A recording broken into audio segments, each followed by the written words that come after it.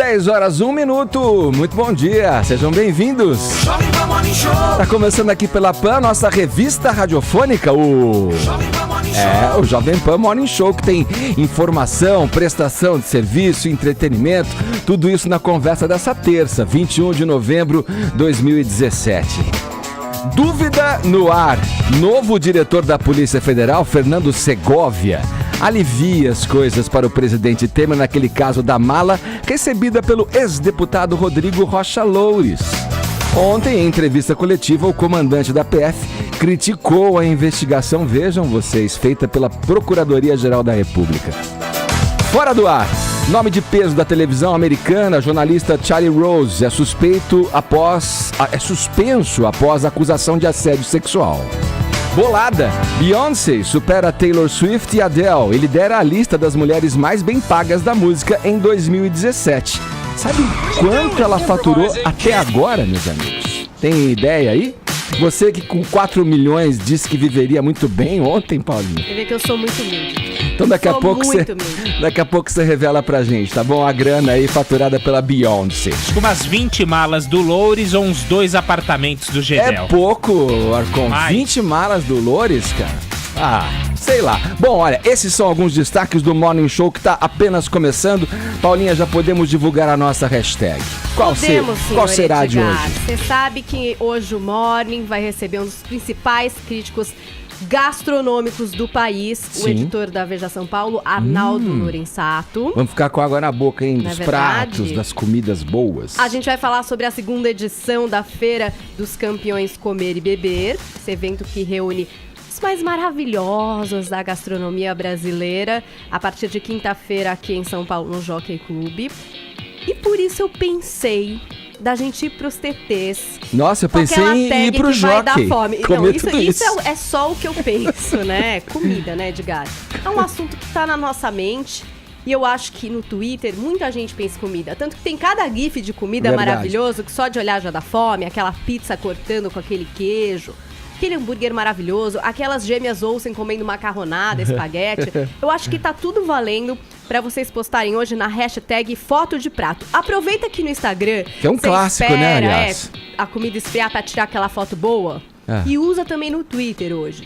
Pra dar fome na galera, pra emplacar a nossa tag entre os TTs e pra ter prêmio aqui no programa pra vocês. Fome na galera. Você postou essa foto de pizza aí que eu fiquei com água na boca. Nossa, é bom demais! Hashtag foto de prato. E sabe o que é bom? Pizza fria no café da manhã, no dia seguinte. Você gosta? Já comeu? Eu gosto, eu confesso, eu sempre como. Agora, se você for muito criativo e conciso e tiver uma boa receita, já tem aí 280 caracteres pra exercitar e pra passar pra galera também na hashtag foto de prato. Falado. E que pelo WhatsApp você interage com a gente também, mandando, já que o assunto é gastronomia, é comida, qual foi o prato mais exotique que você já apreciou? Um prato exótico que você experimentou e degustou. Então, olha, você tá com uma cara aí de quem lembrou de algum, hein? Lembrei. Quer que eu falo? Fala.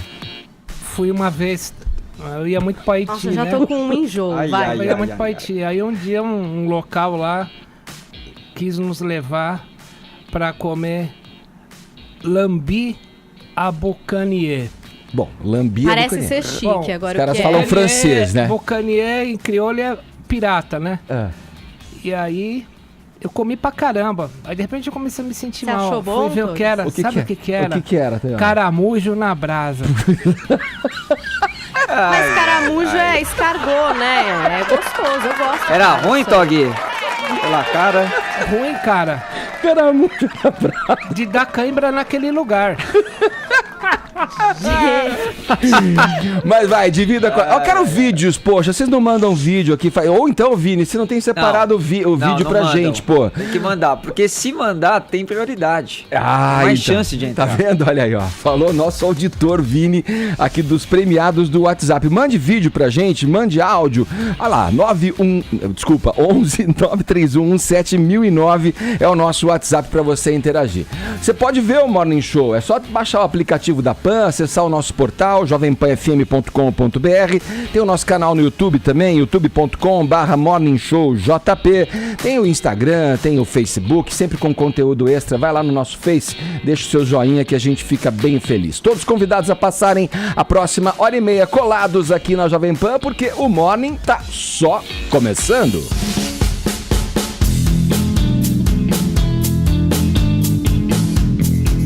Eu vou abrir o noticiário aqui com um assunto que me deixou inquieto aqui, né? Eu, como amante do futebol, aliás, olha... Nossa, que susto, Edgar. Eu, como amante, amante do futebol. Tinha uma amante do futebol. Até acompanhando o Jornal da Manhã, eu vi lá a participação do Bruno Prado falando do caso aí do Grêmio, que usou drones, aqueles aviõezinhos tripulados para espionar treinos adversários. Vini, você como é um cara bem informado e traz sempre pra gente novas e detalhes do mundo do futebol, conta pra gente essa história aí.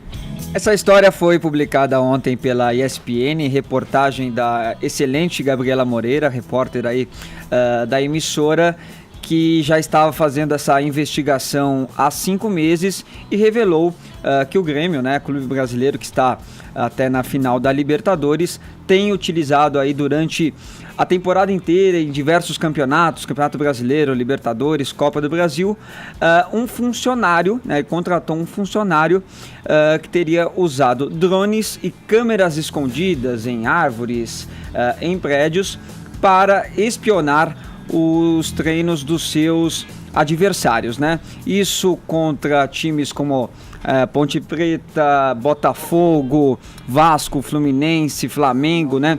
Times aqui do Brasil, e também os seus adversários aí da Libertadores, como Godoy Cruz, como Barcelona de Guayaquil, que foi o adversário da semifinal, e agora do Lanús.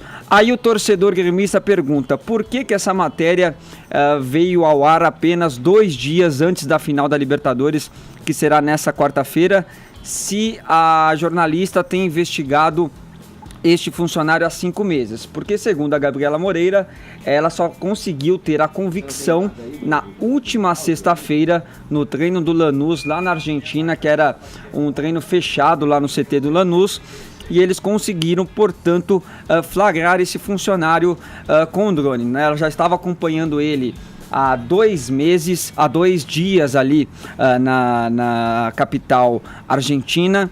Tem registros, né, de pagamentos que o Grêmio teria bancado ele, com passagens de avião, com hospedagem no hotel, com carros particulares, enfim, todo o aparato para que ele pudesse desempenhar essa função. Então, ele teria ali acesso a imagens como jogadas ensaiadas, quem vai bater o pênalti, posicionamento tático, enfim, aquelas estratégias mais detalhadas, né, que um treinador faz durante um treino fechado, e isso era passado para o Renato Gaúcho, técnico do Grêmio, que exibia em vídeo para os jogadores gremistas. Segundo a Gabriela Moreira, isso era de conhecimento, a prática era de conhecimento da comissão técnica, dos jogadores e de todos os funcionários do clube, Edgar. Ô Vini, além de ser uma prática antidesportiva aí que a gente pode, obviamente, condenar, tudo não vai dar nada, né? Porque isso não tem nem previsão Não tem um regulamento, não tem nada, né? Não tem uma legislação que diga que isso é ilegal. E outra, a espionagem acontece desde sempre, é que agora tem a tecnologia que pode ajudar, né? Desde sempre no futebol, antigamente com os chamados os espiões mesmo, né, de outros times que iam acompanhar os outros treinos. É a primeira vez que eu vejo uma notícia como essa, né, de um drone aí. E o que me estranha também, Edgar, o Renato Gaúcho está inovando, né? Inovando, agora já estão pegando no pé dele, porque ele fala que não precisa estudar, né, que ele fica na praia jogando futevôlei, só treina o time ali depois, mas pelo jeito não, pelo jeito ele se interessa aí nas táticas das outras equipes.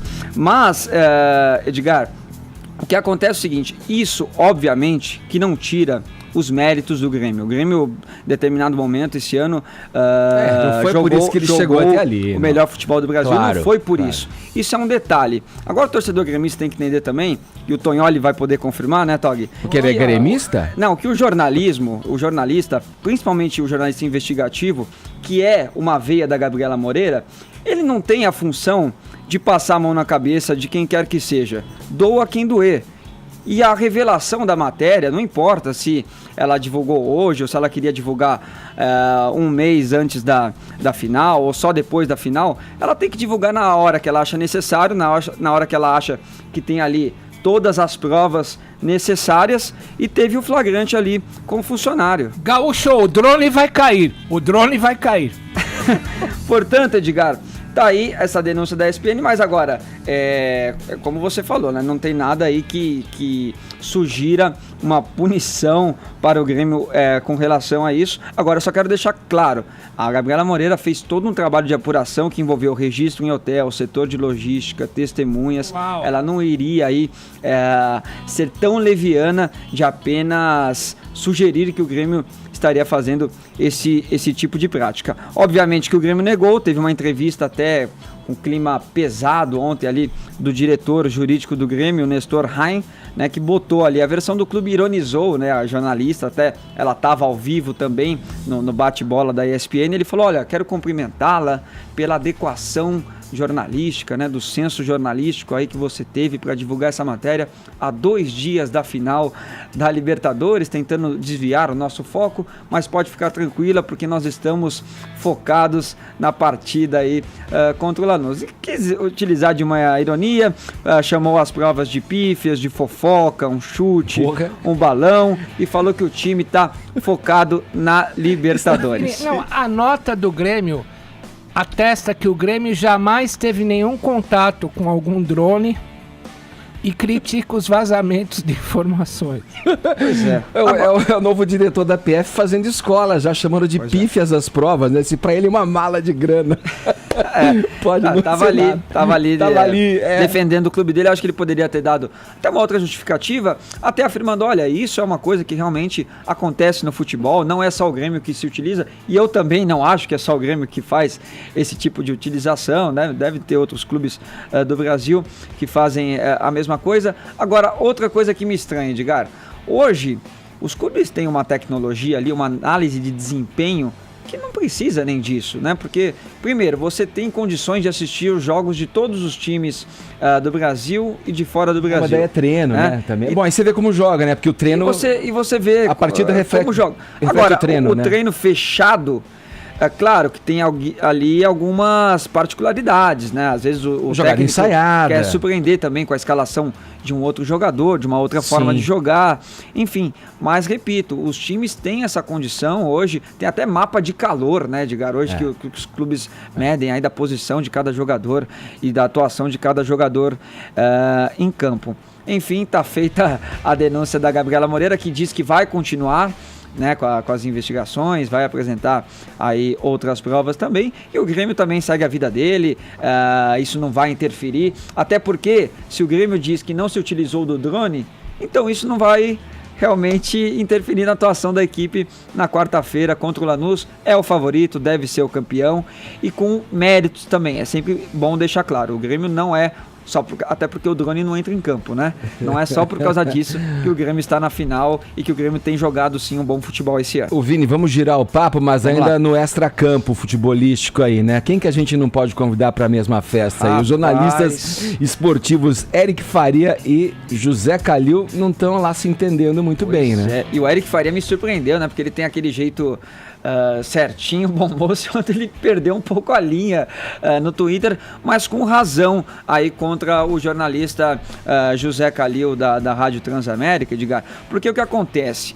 Você lembra daquela partida esse ano entre Flamengo e Santos na Vila Belmiro, partida das quartas de final da Copa do Brasil, que teve um pênalti para o Santos, que o juiz marcou, depois voltou atrás, e aí o presidente do Santos acusou o Eric Faria, repórter da Globo, de ter avisado o quarto árbitro, né? Isso virou até uma denúncia do Santos, que depois não conseguiu apresentar nenhuma prova, e quem acabou sendo denunciado foi o próprio presidente santista. Mas aí o Calil, que é santista assumido, resolveu, né, depois dessa última partida entre Flamengo e Corinthians, que teve aquela confusão, nós falamos ontem aqui, entre o zagueiro, né, o Rodolfo e o atacante Felipe Viseu. O que acontece? Muita gente pediu para que os dois fossem ali punidos, né, com um cartão amarelo ou até com um cartão vermelho. E aí que o Calil colocou no Twitter: será que o repórter vai avisar o juiz agora no intervalo que os dois jogadores do Flamengo brigaram e merecem expulsão? Ou ele só avisa quando é a favor? Aí o Eric Faria respondeu também pelo Twitter: não, vou avisar que você é otário. Um cara que não honra a sua profissão, as suas calças. Caramba. Aí realmente o Eric também pegou pesado. Mas eu acho assim, quando você acusa uma pessoa, você tem que apresentar provas. Qual que é a prova do Calil contra o Eric Faria? Se nem o presidente do Santos conseguiu provar. Que um torcedor do Santos ouviu tem que provar, Eric... obviamente. Tem que provar. Mas que isso é uma prática recorrente e que esse tipo de avaliação já chega no campo por conta das transmissões. Sim, claro. Pô, o cara deu um gol que estava impedido, ele errou, os jogadores vão reclamar e aí vai chegar para eles a informação, inclusive para o banco que foi prejudicado, do time que foi prejudicado, que a jogada foi irregular. Isso a televisão já mostra, isso já acontece, né? Até porque o repórter é perguntado ali pelo narrador, né? Na sua opinião aí, Eric, Isso. você viu se foi pênalti ou não? Ele Isso. fala: olha, pra mim aqui não foi pênalti. É o quarto árbitro ouve essa informação dele e passa. Agora, se ele realmente intencionalmente passou essa informação, a gente não pode afirmar sem provas, né? E aí o Calil depois também respondeu dizendo que a respeito da manifestação do repórter oficial da torcida do Flamengo, ele tem apenas o seguinte a dizer: perdeu totalmente a linha, vestiu a carapuça, como deve ser difícil ter a consciência pesada. Mais um importante personagem da televisão americana foi suspenso em razão de acusações de assédio sexual. E dessa vez, a gente não tá falando de um ator, não. Charlie Rose é jornalista e bastante conhecido na TV americana, né, Paulinha? Pois é, ele é um âncora da CBS e da PBS. Ele apresenta um jornal matinal, tem um programa de entrevistas com o nome dele e também é colaborador do 60 Minutes, que é um programa bastante famoso lá na TV dos Estados Unidos. Hoje, com 75 anos, foi acusado aí 8 relatos para o The Washington Post, trazendo situações como um jornalista ter apalpado as pernas de mulheres, algumas vezes na parte superior da coxa. Tem 2 relatos de mulheres que se surpreenderam a encontrar com o Rose nu, né? Ou durante viagem a trabalho, ou quando foram à casa dele a trabalho. Uma outra mulher também disse que ele telefonava e narrava para ela fantasias sexuais, né? Por exemplo, vê-la nadando pelada numa piscina ou coisas desse tipo. Uma estagiária desse cara do Charlie Rose, que foi estagiária dele em 2007, cravou: ele era um predador sexual e eu fui sua vítima. Esse jornalista já emitiu uma nota oficial, ele pediu profundas desculpas por seu comportamento inadequado. Mas, ao mesmo tempo, Edgar, ele disse que algumas vezes ele acreditava estar sendo correspondido por algumas dessas mulheres, né? Ele diz: eu me comportei de maneira insensível algumas vezes e assumo a total responsabilidade por isso. Ainda que não acredite que todas essas alegações sejam precisas. Eu sempre achei que estava seguindo sentimentos comuns, mas agora percebo que foi um erro. E não é só esse caso, não. O The New York Times também suspendeu um dos seus principais repórteres de Washington, o Glenn Turch. Ele também é acusado de assediar colegas em situações... As narrativas são bem parecidas, Edgar. Então, são narrativas, por exemplo, depois do expediente, em bares onde ele estava alcoolizado. Algumas das mulheres que relataram os episódios contam que ele, no dia seguinte, enviou um e-mail pedindo desculpas, apesar de não ser muito preciso, né? Tava pedindo desculpas porque exatamente, não era muito preciso. E que muitas não, enfim, relatavam aquilo porque consideravam que ele era um cara muito poderoso, né? E que, enfim, cairiam em descrédito. Esse jornalista, o Glenn Turch, ele também tem um comunicado oficial, ele diz que pede desculpas a qualquer mulher que se sentiu desconfortável em minha presença e por qualquer situação em que me comportei de maneira inadequada. Qualquer comportamento que faça uma mulher se sentir desrespeitada ou incomodada é inaceitável. Uma das últimas denúncias, eu acho que data do ano passado, e parece que a partir de então, ele contou que tá num tratamento para alcoolismo, que essas coisas que aconteceram não foram só essas situações, talvez algumas outras situações relacionadas ao alcoolismo, que trouxeram muita vergonha e dor para sua família e para amigos. Então ele tá aí tentando se tratar, mas tá afastado do The New York Times. Aí eu tava, enfim, olhando aí esses relatos relacionados a jornalistas mesmo, e tem um caso que aconteceu no começo do ano, em abril, com o Bill O'Reilly, que era um dos principais âncoras da Fox News, também com denúncias de assédio. 5 mulheres denunciaram esse jornalista, ele foi afastado e depois ele fechou um acordo de 25 milhões de dólares para pedir a demissão, que seria a grana que ele faria no ano ali na Fox News. A gente também está acompanhando o caso do Kevin Spacey, aquela inundação de pessoas, né, que vieram à frente para falar alguma coisa. Eles estão reescrevendo o roteiro da última temporada de House of Cards e o que se acredita é que já começaremos a temporada com o Frank Underwood morto. Isso que as pessoas estão especulando. E um outro ator, o Jeffrey Tambor... O que ela da pena já tinha adiantado pra gente, né? Uma das possibilidades ali, né? Até da margem. Uma baita profissional. E o Jeffrey Tambor, que é de Transparent, premiadíssimo também, acusado de assédio, resolveu se afastar da série, né? Saiu da série. E a especulação é a mesma, Edgar. Eles vão continuar a série e muito provavelmente vão matar a personagem dele, que é uma transexual, a Maura Pfefferman, né? Em Transparent. Quer dizer, ele vive uma transexual na série e muito provavelmente para uma próxima temporada, já que ele saiu da produção, deve começar ou devem justificar com a morte do personagem. Só para engrossar e a gente fechar esse papo, tem agora também um relato recente da Natalie Portman dizendo que, observando a carreira e olhando para trás, ela percebe ali traços de assédio também durante o início dela como atriz, com 11 anos de idade. Tem muitas atrizes vindo à frente para falar. A Jennifer Lawrence tem uma capa de revista que está reunindo a Emma Stone, Jennifer Lawrence, várias jovens atrizes. Isso. E tem papos na internet delas conversando sobre como que é ser uma atriz e como sempre que elas se posicionaram, elas foram tidas como pessoas difíceis. Essa menina é difícil. E que não eram ouvidas nas reuniões, exatamente. né? E as questões até de salário, que eram bastante óbvias há bastante tempo, né, Ed? Vamos lá, falar de política agora. Chegou a hora, Tonholi. A Tonholi tá pipocando daqui e dali. Tá pegando fogo. O novo diretor da Polícia Federal, Fernando Segovia, criticou ontem o trabalho da Procuradoria-Geral da República. Ele lançou dúvidas sobre a conclusão de que houve corrupção do presidente Michel Temer no caso JBS. A delação da empresa inclui a filmagem daquela cena grotesca, lamentável, em que o então deputado Rodrigo Rocha Loures carregava uma mala com R$500 mil. José Maria Trindade, o que o Segovia disse exatamente? Bom dia para você aí em Brasília. Assustou a todos. Muito bom dia, Edgar. Bom dia a todos aí. O Tonholi sabe que a Polícia Federal ela tem ramificações ali, tem divisões internas. A primeira e mais conhecida é entre delegados e policiais, né, agentes. Ontem, durante a posse, Edgar, eu vi quase uma posse de ministro com a presença do presidente da República numa diretoria. Isso não é comum, porque a Polícia Federal está subordinada ao Ministério da Justiça.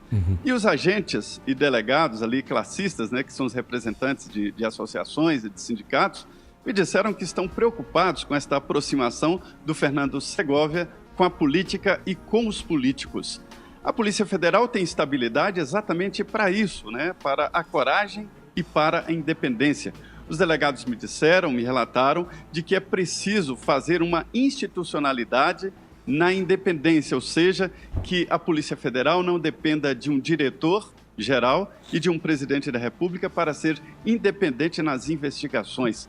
É esta a nova luta. E o Fernando Segovia chegou assustando a todos quando disse que uma simples mala não representa nada e acusou o Ministério Público Federal de apressar e fazer uma investigação mal feita. Foi tanto susto que o ex-procurador-geral da República, Rodrigo Janot, saiu daquela planície tradicional daqui de Brasília, quando alguém deixa um cargo importante, para dizer nas mídias sociais de que Fernando Segovia ou não conhece o Código de Processo Penal, ou não conhece esse processo, ou está a serviço, dando recado para alguém, se referindo, evidentemente, ao presidente Michel Temer, que entrou em guerra com o ex-procurador-geral Rodrigo Janot. Olha, Edgar, o atual diretor da Polícia Federal conhece, sim, o Código de Processo Penal e pegou muito mal esta fala. Não foi uma fala despretensiosa, não foi um off, foi uma entrevista coletiva, a primeira entrevista dele no cargo. Pegou muito mal. O Trindade, para ilustrar a tua fala, a gente tem um trecho dessa fala do diretor da Polícia Federal. Vamos ouvir. Bruno, por favor. Se nós vamos ou não investigar o doutor Janot, isso dependerá justamente de uma abertura de investigação, se é que alguém vai pedir alguma coisa em relação para os Estados Unidos. Haviam imagens sobre isso, haviam investigações da Polícia Federal contra essas pessoas naquele mesmo momento, e quando acontece, a JBS havia ganhado muito dinheiro no mercado de capitais de uma maneira ilegal.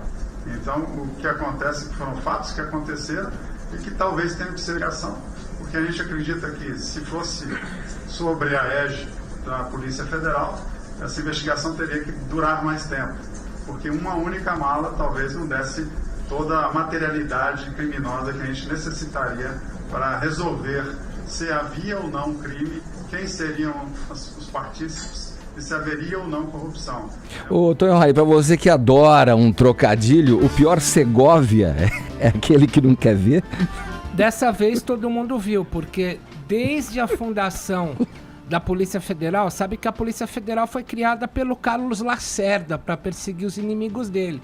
Mas a Polícia Federal se tornou um órgão independente e pela primeira vez, desde a sua fundação, nós tivemos a presença de um presidente da República na posse de um diretor da Polícia Federal. Eu pensava que o Segovia ia ter um physique de rôle, um perfil meio pop, porque ele é casado com uma DJ chamada Tatiana Kalil, que foi na posse dele mostrando todas as tatuagens, inclusive com bastante estresse, digamos, saliência, numa tatuagem do mapa da África, porque o Segovia foi adido na África. Ela deu uma festa para 200 pessoas ontem, exibindo fartamente as suas tatuagens armagedônicas. Agora, o que eu queria dizer é que há um modelo no governo Temer, com a posse do Segovia, que, se a gente analisar um pouco mais profundamente, ele copia um modelo fundado pelo Fernando Henrique Cardoso. No governo Fernando Henrique Cardoso, a Polícia Federal agia independentemente, mas quem estava atrelado ao governo era a Procuradoria-Geral da República. Então, só que uns números para vocês terem uma ideia. O Geraldo Brindeiro, que foi Procurador-Geral da República do Fernando Henrique, foi apelidado de Arquivador-Geral da União. Recebeu 626 acusações, engavetou 242, arquivou 217 e das 626 só apurou 60. Teme-se, isso é temerário, que o senhor Segovia tenha sido colocado nessa posição para fazer o mesmo papel que Geraldo Brindeiro fazia no governo Fernando Henrique. Agora ele tem um condão, Zé Maria Trindade, que eu acho que deve ser muito elogiado. Ele deu o recibo publicamente de que vai trabalhar para o Temer. Talvez, Zé Maria, porque a Receita Federal está no pé tanto de todo mundo, está todo mundo dando recibo agora. Eu nunca vi um diretor da Polícia Federal dar um recibo tamanho, tanto que o Janot chamou ontem, ele à tarde, o ex-procurador-geral da República, Rodrigo Janot, o chamou de paga-pau. É paga-pau, Trindade?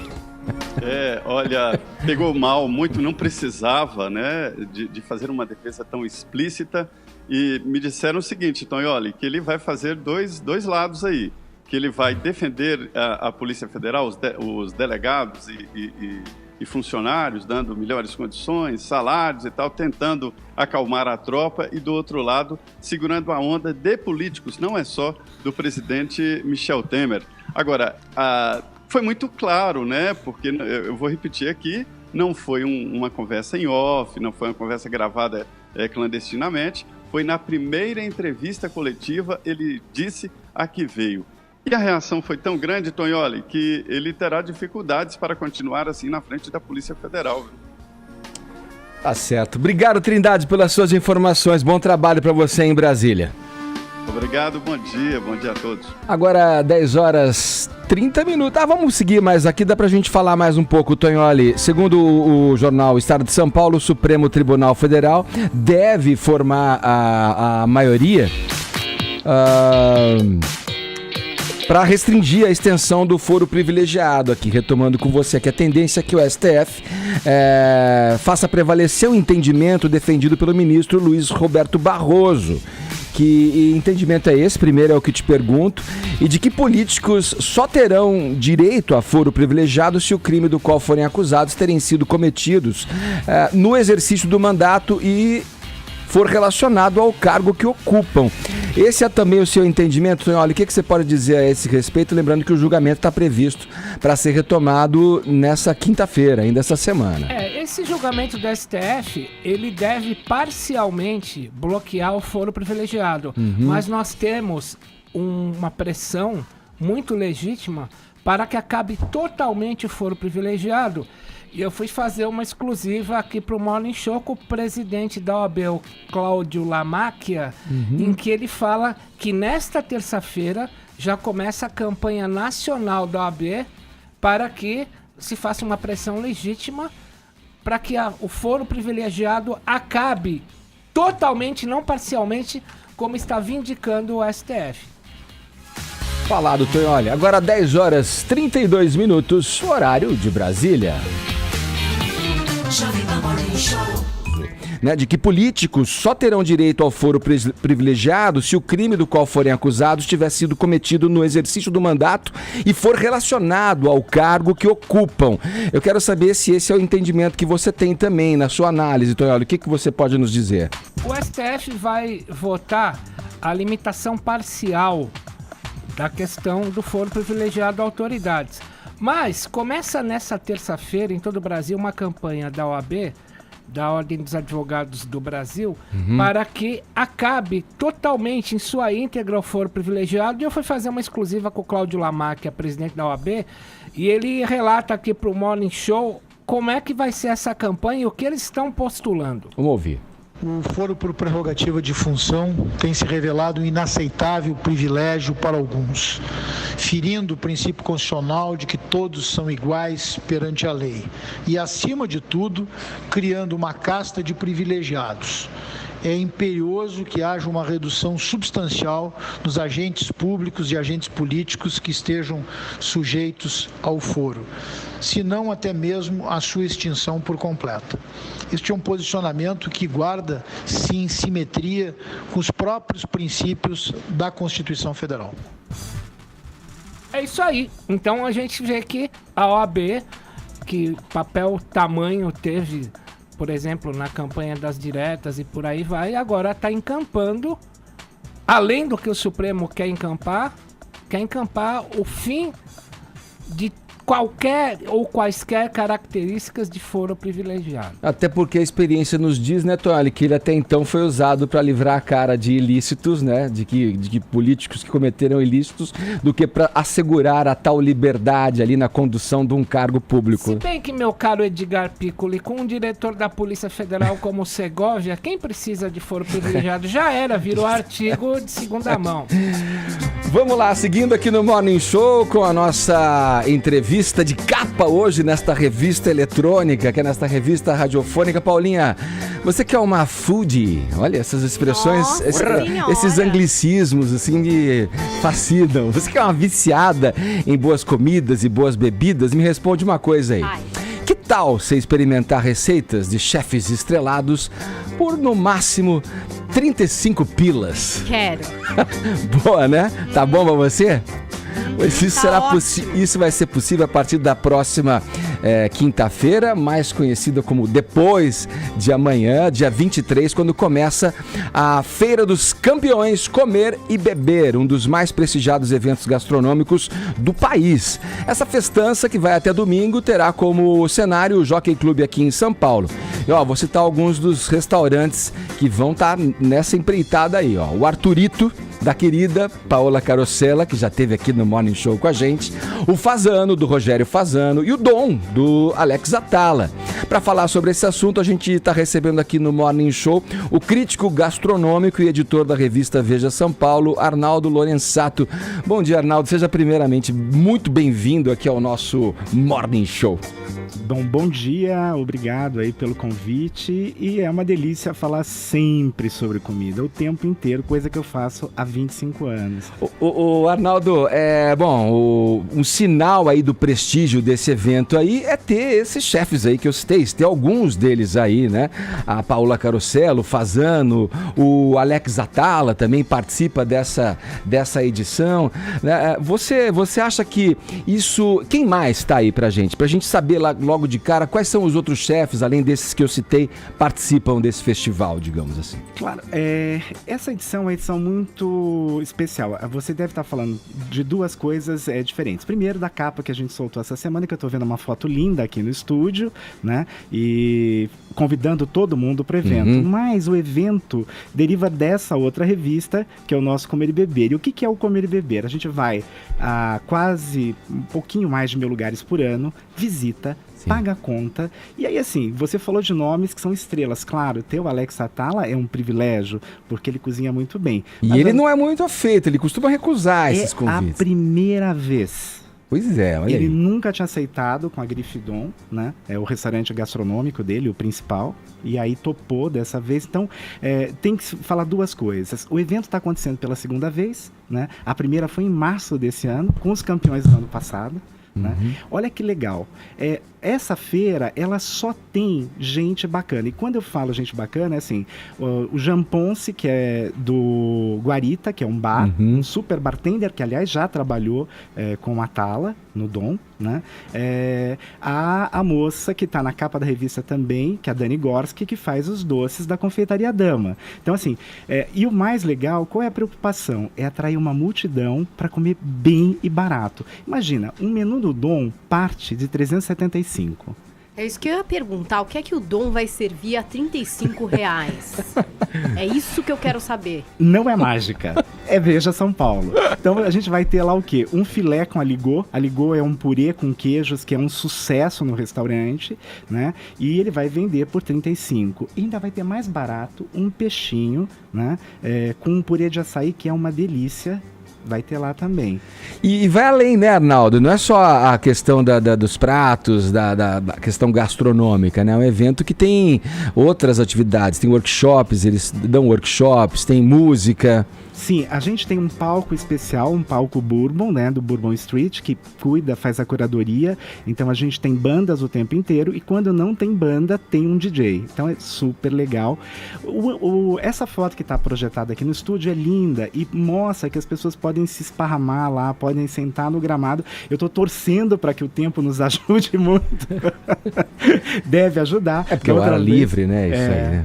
Uma delícia. A gente brinca com a questão da gourmetização das coisas, né? Eu não sei em que ordem cronológica essas coisas se deram, mas o Atala, por exemplo, me lembro você falando dele aqui, embora ele seja uma pessoa difícil, você está falando, é a primeira vez que ele participa com o nome do restaurante Dom, ele já fez incursões pelas viradas culturais, né? Galinhada, né? Com a galinhada, a famosa galinhada ali, servindo também a preços populares nas ruas de São Paulo e tal, né? Na realidade foi uma loucura, porque a galinhada, eu tava lá no Minhocão, cobri o negócio todo, foi uma doideira e ele não cobrou. Então virou um tumulto, assim, ele deu um presente para a cidade. Agora, claro, eu tava conversando com o Alex, por que ele aceitou? Aliás, um abraço para ele, muito querido, ele tá na Austrália agora, nem tá aqui no Brasil, deixou tudo armado, espero poder recebê-lo na feira, e ele tem hoje várias marcas, e ele consegue consegue ter suporte. E ele quer mostrar que o Dom faz uma cozinha brasileira moderna. Então era importante estar nesse espaço e vendendo barato, né? Mas não é só ele. Por exemplo, o Fazano é outro lugar muito caro. Custa 400 paus um menu pra você pagar barato. E aí você vai comer uma massa por 30 e é exatamente como ele faz lá no restaurante. Não tem tirar nem pôr. O que modifica? É um pouquinho menor e o prato é descartável. Só. Então, assim, é um super clima, viu? Convido todo mundo porque vale super a pena. Amigos, vamos lá. Arnaldo, tem alguma coisa de ruim nessa profissão? Sabe que é uma pergunta que as pessoas sempre me fazem, né? Tem uma certa ilusão que, assim, que eu vá jantar só nos melhores lugares da cidade. Não é. Às vezes eu tenho azia, porque eu como molho de tomate que não tá tão bom. Eu vou para todo tipo de lugar, não tem essa coisa. E é importante, é um trabalho de disciplina. Não é porque a gente tem lá uma equipe, eu tô à frente dela, isso não quer dizer que eu vá deixar de olhar os mais simples, não. Uma outra coisa importante, a gente sempre procura descobrir lugares que sejam bons e baratos, né? E tem coisas legais, a gente não falou dos jantares, nós temos 4 jantares especiais, esses são um pouco mais caros, porque são harmonizados com vinhos, e num deles, o Rodrigo Oliveira, que é outra pessoa que eu não posso deixar de mencionar aqui, né? Que acho que é o cara que tem revolucionado a cozinha brasileira, o ponto de vista da cozinha brasileira, no Esquina Mocotó, lá na Zona Norte, primeiro com o Mocotó e depois com o Esquina, um lugar totalmente periférico, né? Vila Medeiros, que você acha inimaginável. E vai estar lá fazendo um dos jantares, ele tem um stand, ganhou de melhor brasileiro, né? A gente tem que lembrar que essas estrelas foram premiadas, elas concorrem a um prêmio anual. E no caso específico do Esquina, o Rodrigo é muito generoso. No início do ano ele convidou o chefe revelação do ano passado e agora ele vai estar com o chefe revelação desse ano, que se chama Rodrigo Aguiar, de um restaurante chamado Rios. E sabe onde fica? Tatuapé. Por quê? Porque Veja São Paulo vai para todo ponto da cidade.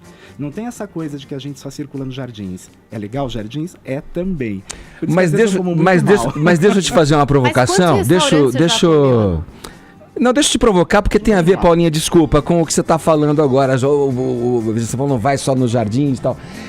Se o preço é o maior atrativo, um preço baixo para restaurantes estrelados, como a gente colocou, porque ele acontece no local onde, teoricamente, as pessoas que vão são de um poder aquisitivo maior, e não em outro lugar onde o acesso popular seria mais viabilizado, talvez? Não, acho essa sua pergunta muito pertinente e muito boa. A primeira coisa, aquele espaço é um espaço que deve ser um espaço público sempre. Então, a gente tem a mania de achar que alguns lugares são elitizados.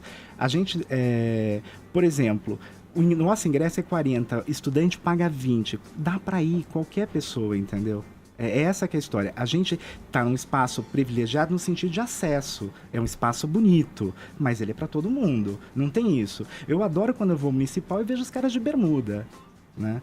A gente tem que um pouco desacralizar espaços. E é o que a Veja São Paulo está fazendo ali. Fala, Paulinha. Agora, quantos restaurantes você já foi nessa vida? Olha, em de contar... A inveja na fala dela, né? 12 mil, assim. Agora deve estar perto de uns 14, 15. E quando você chega no restaurante, todo mundo sabe quem é você. Então, tem esse problema, assim? Outra pergunta maravilhosa, né? Pré-internet, eu não era conhecido, eu fui uma invenção da Veja São Paulo. Minha formação em cinema, fiz mestrado em cinema, achava que ia escrever sobre cinema. E aí um dia o crítico saiu por motivo X e me disseram, você vai fazer 1 mês e meio. Foram 9 anos, porque depois eu saí da Vejinha e voltei, enfim. É incrível, porque tudo que você está falando, olha que legal, quanto você visitou, o que você comeu. Cara, quando eu comecei a escrever, isso não era nada. Ninguém dava muito valor. Tinha glamour, mas não dava valor. Só pra você ter uma ideia da minha fase não conhecida, tem um cara que eu converso de vez em quando, chamado Rogério Fazano, dono do grupo Fazano. E eu fui ver um espetáculo de dança, ele estava com a atual mulher, né? Namorados e tal, não sei o que. Sentei do lado dele, fui com uma amiga e falei para ele, no municipal isso, se você falar meu nome aqui, você é um cara morto, porque não podia ser conhecido. Eu sentei e vi um espetáculo do lado dele. Agora não, eu devo estar aparecendo em algum lugar aqui, que aqui tem um monte de câmera, né? Então não tem o que fazer. Mas Quando eu vou a um restaurante, o que é importante? Eu presto atenção na mesa do lado. Não adianta o cara ficar me chaleirando, ou não é pra mim que ele tem que trabalhar, entendeu? Outra coisa, se eu chego num lugar, tem fila, e o cara, eu já explico, olha, eu tô aqui pra ficar na fila. Eu adoro ficar na fila, as pessoas não acreditam nisso. Porque ali você tá observando também, né? É o meu termômetro. O que significa sucesso? Se o cara tem fila, é sucesso. Um cara que vai dar aula lá, Rodolfo De Santis, tem um restaurante chamado Nino Cucina, que nem é tão caro, mas claro que lá na feira é muito mais barato. Ele é um sucesso. Se eu não for ficar na fila dele, qual é a vantagem para mim? Qual é o termômetro? Eu vejo o que as pessoas comem, o que elas pedem na fila, o que elas conversam. Se no fim elas ficaram felizes ou saíram, meu Deus... Exato. O Arnaldo, viajando por alguns lugares, essa é a minha experiência pessoal. Por mais variações que tivessem, restaurantes lá da Inglaterra, da Itália, dos Estados Unidos, pareciam ter o mesmo gosto. Eu só consigo ver em São Paulo, acho que é a única capital do mundo, em que cada um que cria um restaurante traz um gosto especial para a comida. Por que São Paulo tem esse DNA em que se forma tanta biodiversidade de sabores? Então, eu concordo com você parcialmente. Vou explicar por quê. Eu não conheço, por exemplo, eu estava falando, o Atala está na Austrália. Eu não conheço a Austrália. Conheço alguns lugares do outro lado, mas não conheço a Austrália. Quando você fala de Nova York, eu acho que é o cenário mais incrível que tem no sentido de diversidade. Nós, eu acho que temos excelentes restaurantes, a gente não elege à toa, né? A gente tem uma multiplicidade de sabor, mas ela vai tendo um limite. Então, indiano, por exemplo, aqui eu acho que são poucos, porque a gente tem pouca colônia, né? O que eu acho que, aí eu concordo 100% com você, é que a gente tem gente muito talentosa hoje trabalhando no Brasil, trabalhando muito bem, em especial em São Paulo. Rio de Janeiro também é outra praça maravilhosa, mas está tendo um crescimento aí, Salvador, Brasília, Belo Horizonte. A gente tem revistas nessas praças, porque elas estão ficando importantes. E também tem uma outra coisa incrível, que é assim, a gente tem uma identidade culinária, então você acaba reconhecendo melhor aquele sabor, né? E por que você acha que tá uma febre de restaurante peruano? Por exemplo, aqui do lado de casa, na Alameda Campinas, tem 3 peruanos no espaço de 500 metros. Da onde vem a febre peruana? Então, eu vou te devolver com uma outra história. Da onde vem a febre de restaurantes japoneses? Por anos e anos, os japoneses não eram absolutamente nada. O brasileiro ia em restaurante japonês para comer comida quente porque tinha medo de comida crua. Tá? Isso mudou completamente. E hoje, os peruanos, eles têm uma coisa... Isso me deixa muito triste, de verdade. A nossa incapacidade, e que os nossos amigos peruanos aqui do lado, eu fui ao Peru, acho incrível, tem de divulgar a própria comida. A gente parece que tem sempre uma certa vergonha. Outro dia eu estava falando num congresso, apresentando uma feira, fazendo abertura, e eu falava, a gente tem um super produto de exportação que a gente tem um pouco de vergonha, que é o rodízio, que poderia ter corrido o mundo, e corre. Os Estados Unidos faz muito sucesso. Sim. Você tem, por exemplo, os dadinhos de tapioca do Rodrigo Oliveira, que são copiados mundo afora. Não é só Brasil. E o que me interessa quando eu vejo um cozinheiro, vai ter um muito legal lá chamado Henrique Jacan, que vai dar uma aula. Henrique é uma figura, né? Ele criou um negócio, ele nem criou, ele pegou uma receita de um outro cara, né? Fez lá um petit gâteau, que era um outro bolinho, e virou um sucesso. As pessoas industrializam isso, né? Isso é fenomenal. Quando você olha para a gastronomia e vê o que tem de cultura por trás disso, o que você entende do seu país, do país dos outros? O que é o Peru, né? O que é temperar aquele peixe, que é um marinado ali, um leve cozido? Delícia, sim. Ceviche, tá falando ceviche, galera. Mas não tem umas coisas que são heresias gastronômicas? Por exemplo, ketchup na pizza. Maionese no temaki. Tem uns negócios assim. Porque, por exemplo, maionese no temaki, cream cheese, parece que já tá passando, tá tudo bem já. Se pedir, não pega tão mal. Mas não tem coisa que é heresia gastronômica, tipo, não dá pra comer assim. Então, vamos lá.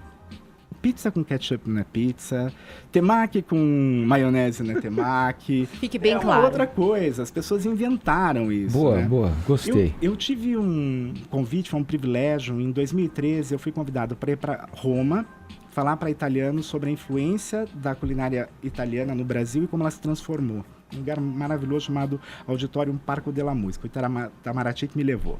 Pois bem, eu cheguei lá e num determinado momento um velhinho levanta, dá uma pancada, uma porrada na mesa e diz assim, vocês não põem molho de tomate doce, vocês não fazem meatballs com ketchup. O cara era muito bravo. Então, tem uma coisa de preservar a tradição. A gente tem um pouquinho melhor. E eu acho que uma das coisas que a gente constatou nesse Comer e Beber, né, é que as cantinas, por exemplo, aqui em São Paulo, vocês perceberam como elas estão encolhendo? Quantas fecharam? Porque já menores, né? Muito menores. É uma comida que foi aculturada e hoje tem um movimento de você tentar buscar a raiz italiana. E vai acontecer com os japoneses. Isso tem a ver um pouco com o assunto dentro do campo do marketing que você estava se referindo aí. Se a gente tem uma deficiência, se eu leio direito o que você está falando, na questão do marketing coletivo, de propagar a nossa comida como uma opção dentro da culinária, dentro da gastronomia mundial, na parte individual, no marketing pessoal, a gente vê que é o oposto a isso, né? Vamos pegar aí os chefes que a gente citou até agora. Eles estão muito ocupados com outras coisas que não é meter a mão naquela receita, tá metendo a mão no fogão.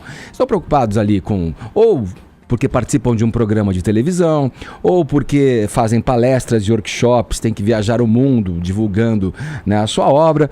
Quer dizer, isso eu quero perguntar para você, eu não acho problema nenhum surfar nessa onda do marketing e tal, mas eu te pergunto, isso chega a atrapalhar a cozinha?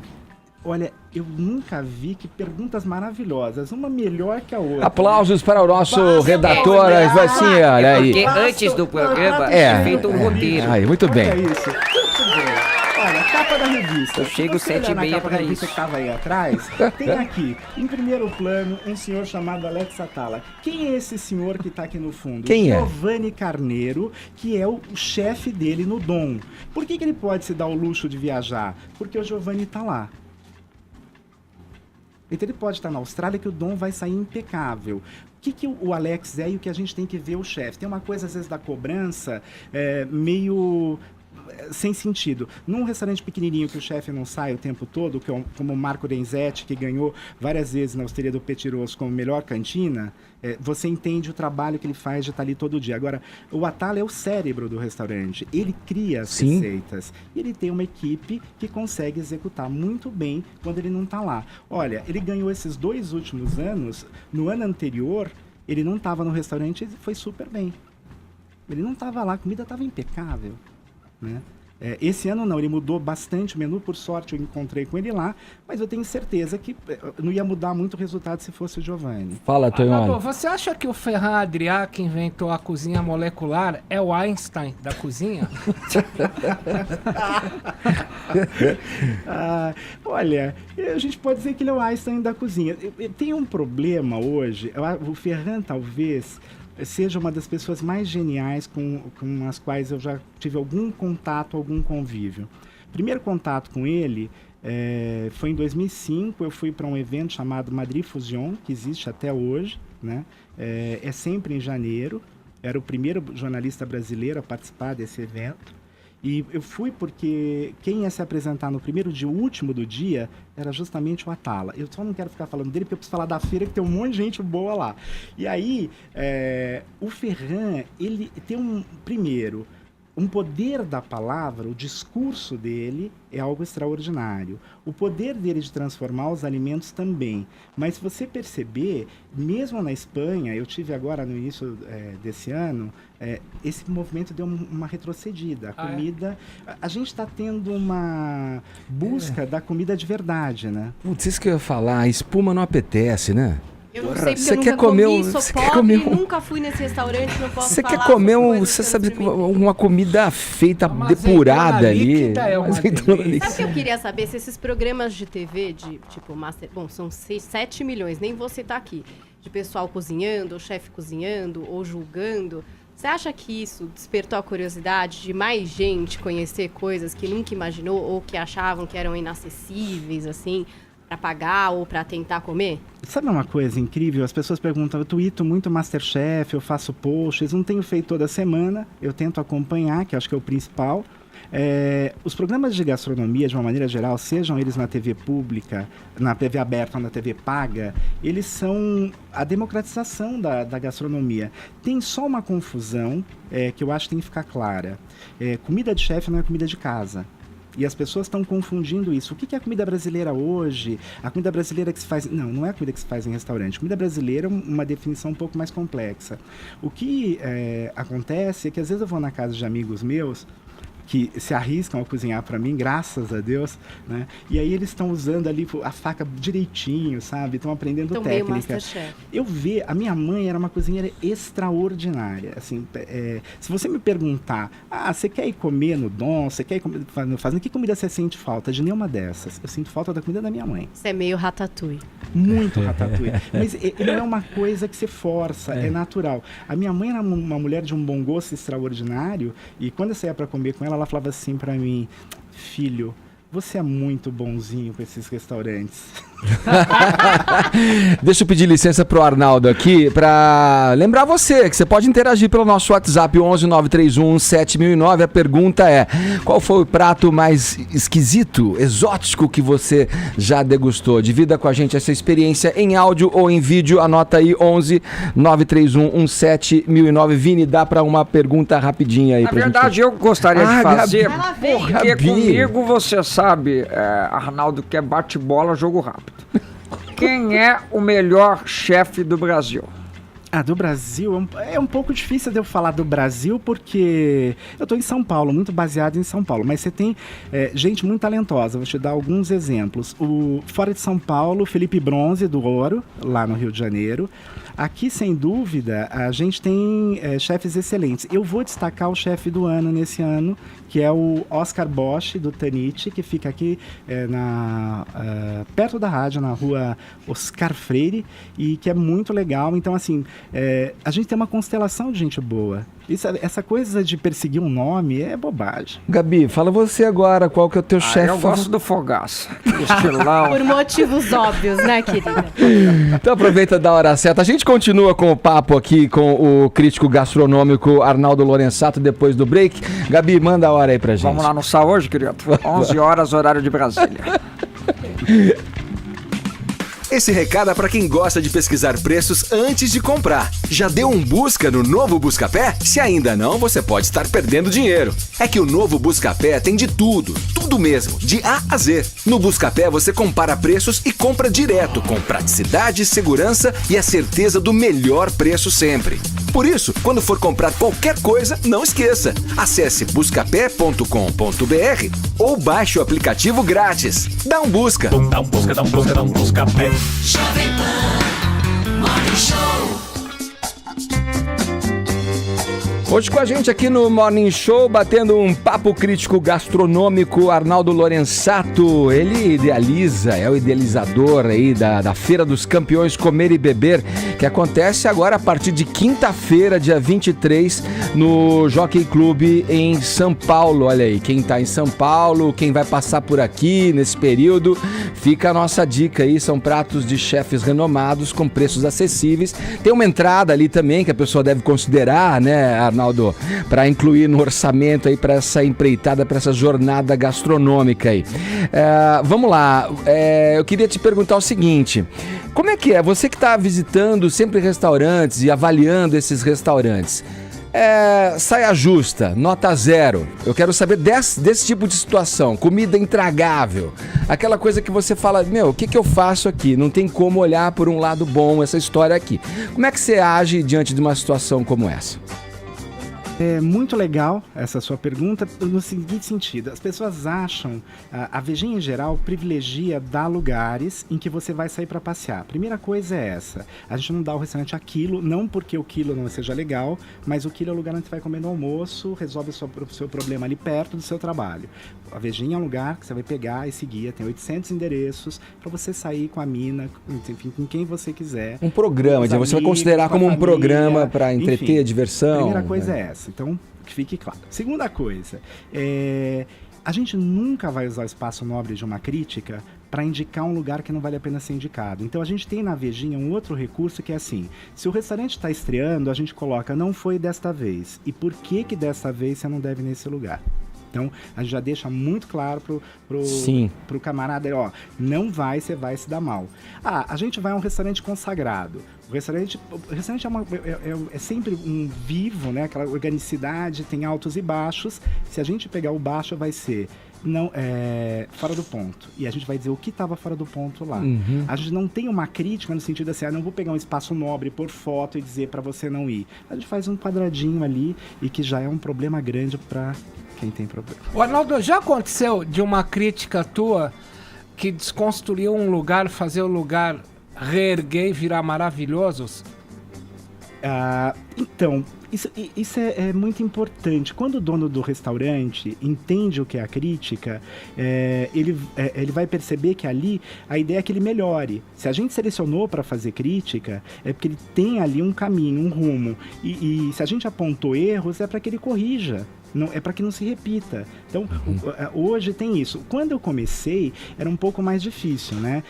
Aqui em São Paulo.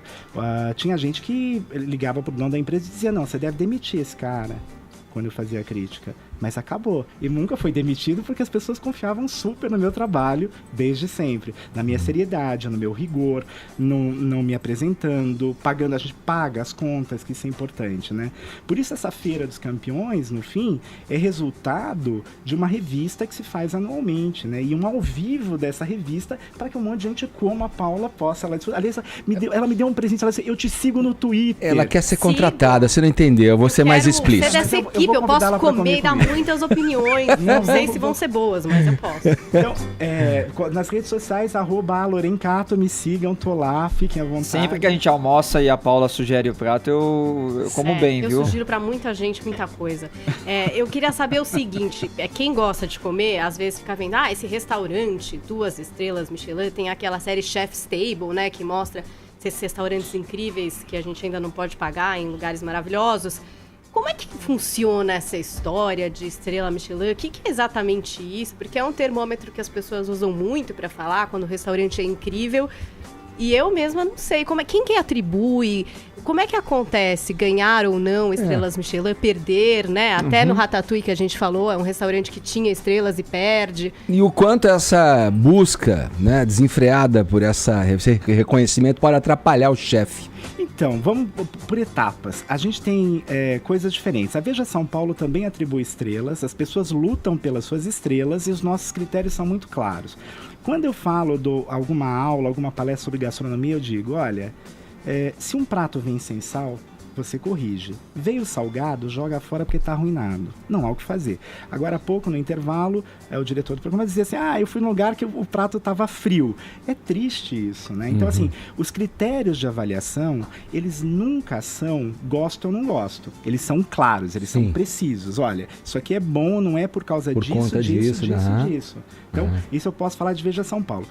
O Michelin é uma empresa incrível, porque é uma empresa que começou vendendo pneu, aí percebeu que podia fazer um guiazinho para que as pessoas se hospedassem, depois para que elas comessem. E passaram a atribuir notas posteriormente a esses lugares, né?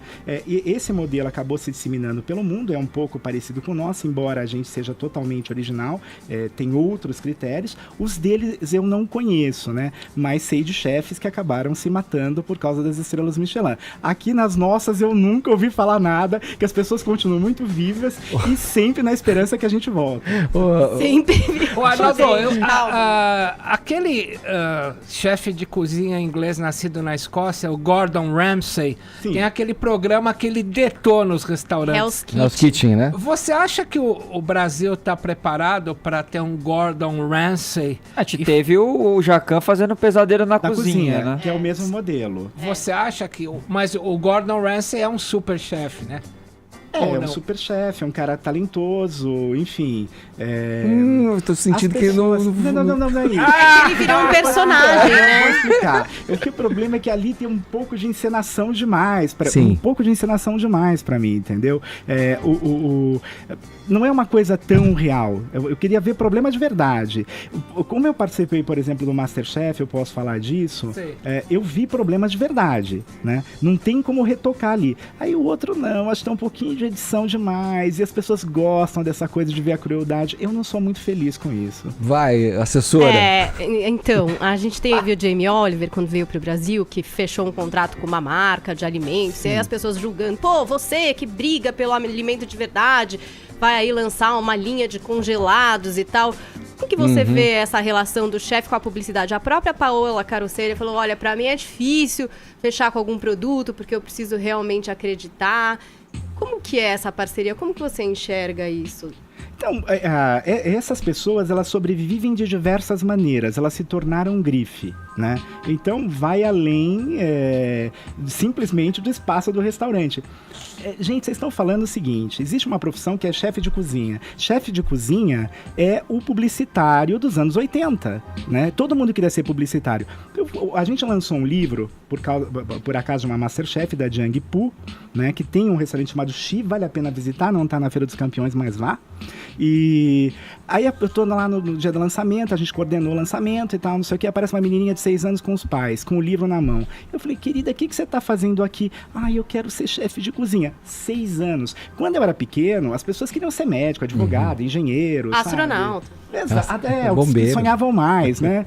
Hoje as pessoas querem ser chefe de cozinha, virou uma coisa da onda. Então, esses caras ampliaram o escopo deles. Nosso tempo tá terminando, mas Vini, vai lá, rapidinho, vai. Você consegue lembrar de cabeça o melhor prato que você já comeu? Aliás, são alguns. Para não falar de nenhum brasileiro, eu vou te falar de uma coisa, vai parecer que eu sou snob, não, que eu vou falar de duas. Uma, eu comi na Itália uma coisa muito simples, que era marzipan, de uma mulher chamada Maria Gramática, numa cidadezinha chamada Erit, que fica no topo da montanha. Sensacional, né? Eu falei isso outro dia para um cara aí que ficou decepcionado, mas você gosta de marzipan? Gosto de tudo. E aí o segundo, eu tava viajando pelo interior da França e eu comi num lugar, assim, no fim da temporada de trufas negras, é uma coisa muito especial, né? Uma batata que dá embaixo da terra e tem um cheirão forte. E ele fez... O que me fascinou nesse prato era a técnica. O que é o conhecimento? Tem uma coisa chamada ilha flotante, que é um primo irmão do pudim de claras, né? Que você faz cozido. E isso é uma sobremesa. Ele fez isso com trufa. Isso foi tão sensacional. Tão sensacional. Então essas são coisas que marcam. Mas, cara, eu gosto de falar para as pessoas assim, irem na Feira dos Campeões comer hambúrguer do Zedeli, entendeu? Isso. Você falou vários restaurantes estrelados aqui pra gente fechar agora, dar uma chance pros pobrinhos também, Arnaldo. Um pé sujo aí bacana. Você falou do Dom, você falou do Fazano, você falou do Arthurito. Agora vamos lá. Um pé sujo bacana. Começa aquele que me induziu, porque foi ele que falou, tá? Ó, vocês não me põem no fogo. Arimbá, você vai comer buraco quente, que é sensacional. Pão com carne moída, é isso? Pão com carne moída. Sim. Depois você vai comer no Lupe, que é um lugar lindo, vai ter um arroz de pato. Os bolinhos de bacalhau a R$9, 4 do Rancho Português, que ganhou de melhor português. Razoável, muito razoável. A gente é bem legal quando faz a feira. A gente quer que as pessoas... sabe, a gente quer o melhor para as pessoas, entendeu? É isso. Rubaiá, carne a 35, melhor carne dessa cidade, ao lado do Aí você voltou pro festival. Claro, eu tô aqui fazendo... Eu tenho que fazer... Tá falando, se o cara não comer lá, vai na feira. Tô olhando aqui, coxinha do Frangó, que você não pode perder.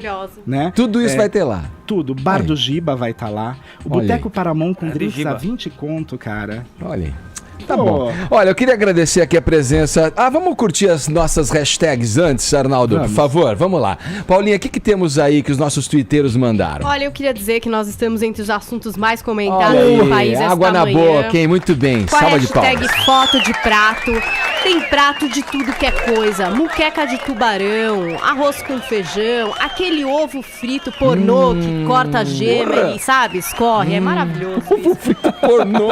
É que eu sou egg porn. Tudo que tem ovo pra mim, eu tô, entendeu? Gostando.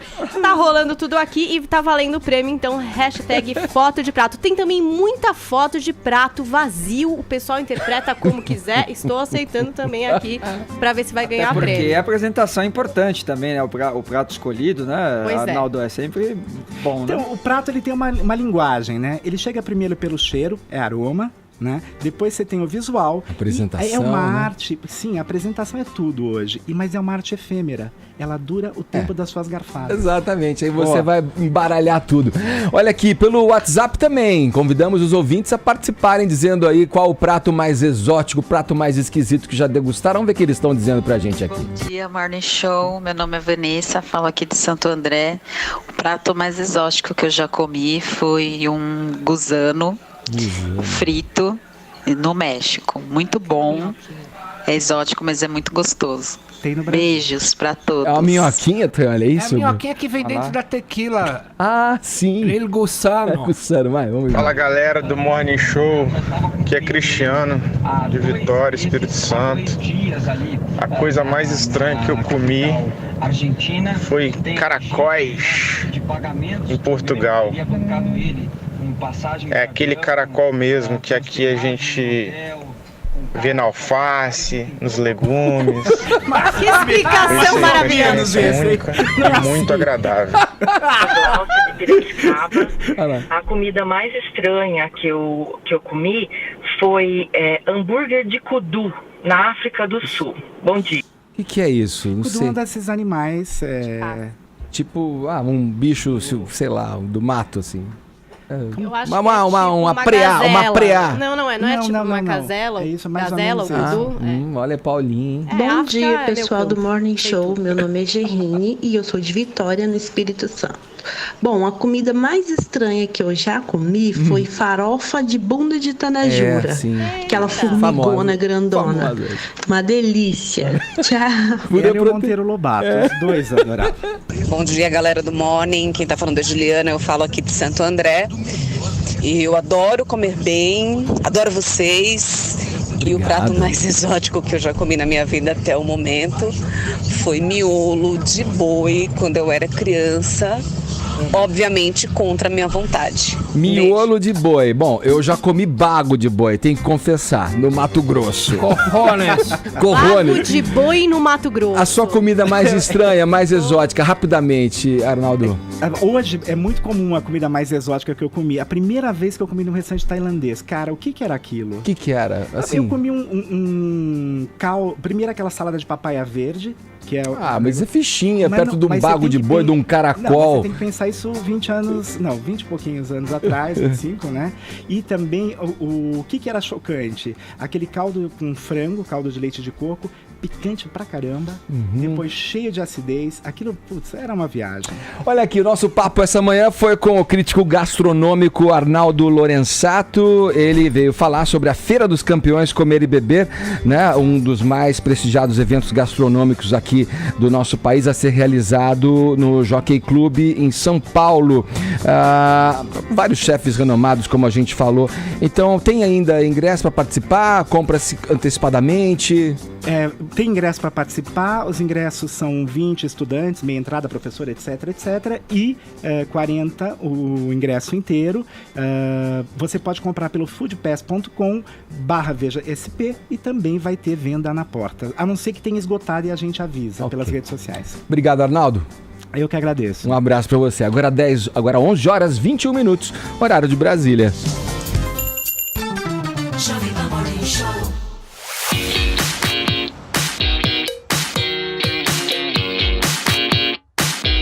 O Oscar da TV Mundial, o Emmy Internacional, foi realizado ontem em Nova York. O Brasil disputava vários e vários prêmios. Agora eu pergunto, levou algum, Vini? Nenhum. Ficou no zero dessa vez, infelizmente. Cara, a galera não gosta. E tinha grandes chances, né? Porque tinha ali, por exemplo, concorrendo como melhor série dramática Justiça, que foi muito bom. Tinha a melhor atriz Adriana Esteves também, pelo papel que ela fez em Justiça. Melhor novela concorria com Velho Chico, Totalmente Demais. Melhor comédia com Tá No Ar. E melhor filme minissérie com Alemão. Essas aí, as atrações da Globo, né? Mas também tinha como melhor ator o Júlio Andrade, pela série Um Contra Todos, né? Exibida pela Fox. E programa artístico tinha Portátil, do Porta dos Fundos, do Comedy Central, mas nenhum deles levou. E aí fica difícil também a gente falar se foi justo ou não, Edgar, porque a gente não assiste todas essas outras atrações internacionais, né? Como vencedores tivemos a novela Cara Sévida, da Turquia, série dramática, Mamanchu, da Noruega. Melhor filme minissérie para a TV, Don't Leave Me, da França.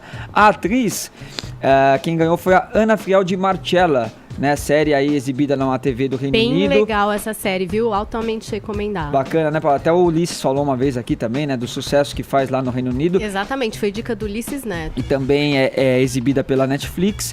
E o programa do horário nobre de língua não inglesa venceu Senhor Ávila da HBO. Inclusive, esse prêmio foi apresentado pela Marina Rui Barbosa e o Renato Góes. Nós temos o vídeo aí, rapidinho, só pra gente, Bruno.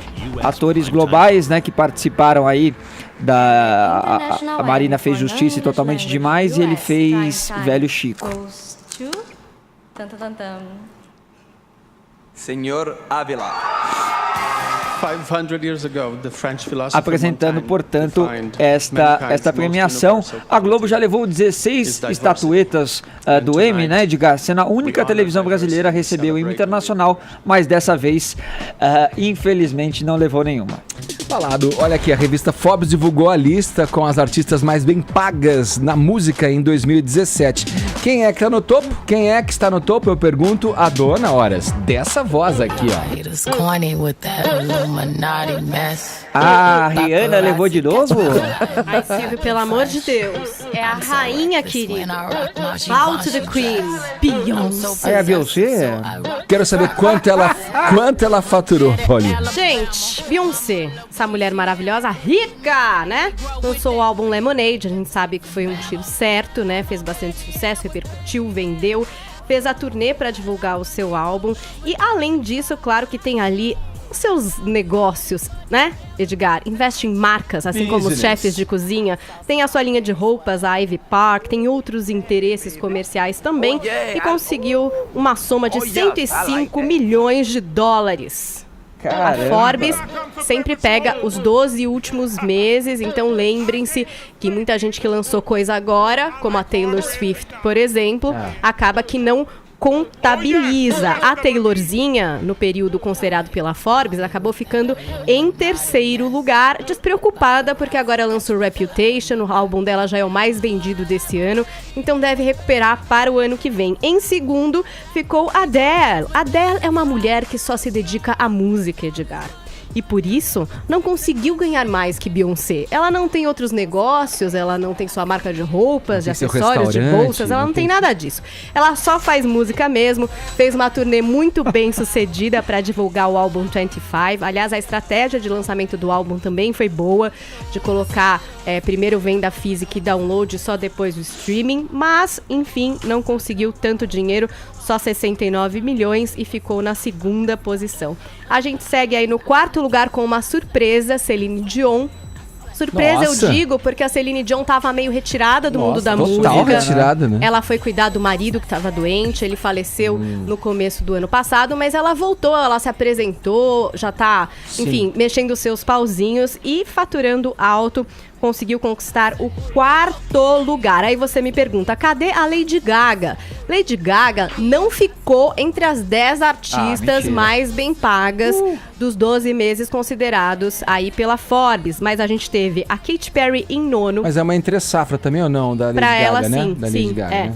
A gente tem a Katy Perry em nono. Em oitavo, a Britney Spears, seguida pela Rihanna em sétimo. E algumas mulheres maduras também nesse top 10. Em décimo ficou a Barbara Streisand. E em sexto, a Dolly Parton, queridos. Nossa, olha Pasmem, aí. aos 71 anos, conseguiu arrecadar o maior din-din fazendo turnê, se apresentando lá pelos Estados Unidos. A Jennifer Lopez ficou em quinto e fecha o top 10 das artistas da música mais bem pagas, de acordo com a Forbes, lá nos Estados Unidos. Olha aí, você falou da Dolly Parton. Você lembra daquela música que foi um sucesso da Dolly Parton? Não sei se você vai se Jolene? lembrar. Pra mim, eu só conheço essa, porque é a que fez o White Stripes e depois fez aquele cover da Miley Cyrus, entendeu? Não, eu tô falando de outra, mas a gente não tem... É Night to Five, que foi um sucesso da Dolly Parton. Acredita em você, Edgar.